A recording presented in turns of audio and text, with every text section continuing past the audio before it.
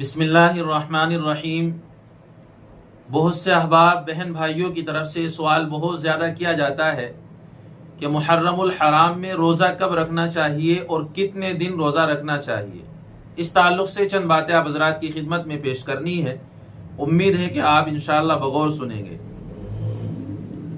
اللہ کے نبی صلی اللہ علیہ وسلم نے محرم الحرام کے مہینے کی 10 تاریخ کو، جس کو یوم عاشورہ کہا جاتا ہے، اس تاریخ میں اللہ کے نبی صلی اللہ علیہ وسلم نے روزہ رکھنے کا بہت زیادہ اہتمام فرمایا ہے۔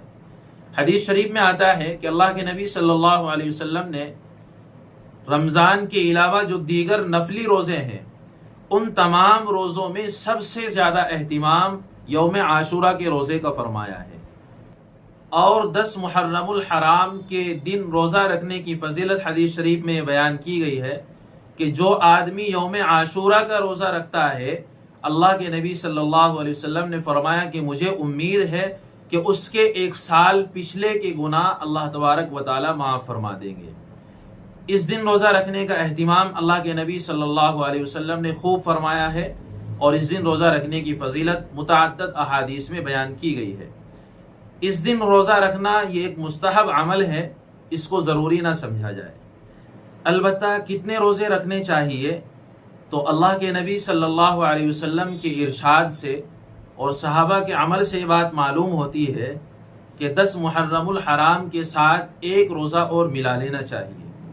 یعنی جو آدمی 10 محرم الحرام کا روزہ رکھنا چاہتا ہے، تو اس کے لیے افضل اور بہتر یہ ہے کہ وہ 9 محرم الحرام کا روزہ اس کے ساتھ ملا لے۔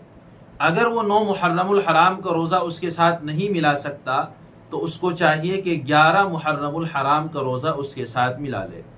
یہ ایسا اس لیے کیا جاتا ہے تاکہ یہود کی مخالفت ہو جائے، کیونکہ ایک مرتبہ صحابہ کرام رضوان اللہ تعالی علیہ مجمعین نے اللہ کے نبی صلی اللہ علیہ وسلم سے عرض کیا کہ اللہ کے نبی صلی اللہ علیہ وسلم اس تاریخ میں یہود بھی روزہ رکھتے ہیں۔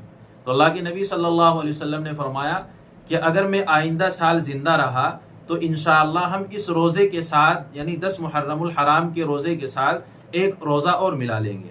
ایک صحابی رسول ہیں، غالباً حضرت عبداللہ ابن عباس رضی اللہ عنہما، فرماتے ہیں کہ 10 محرم الحرام کا روزہ رکھو اور یہود کی مخالفت کرو۔ یعنی 10 محرم الحرام کو یہود روزہ رکھتے ہیں، تو اس لیے ان کی مخالفت کرو، ان کی مشابہت اختیار نہ کرو۔ تو ان کے ساتھ مشابہت اختیار نہ ہو، اس لیے علماء نے یہ کہا ہے کہ 10 محرم الحرام کے ساتھ 1 روزہ 9 محرم کا یا 11 محرم کا اس کے ساتھ روزہ رکھ لینا چاہیے۔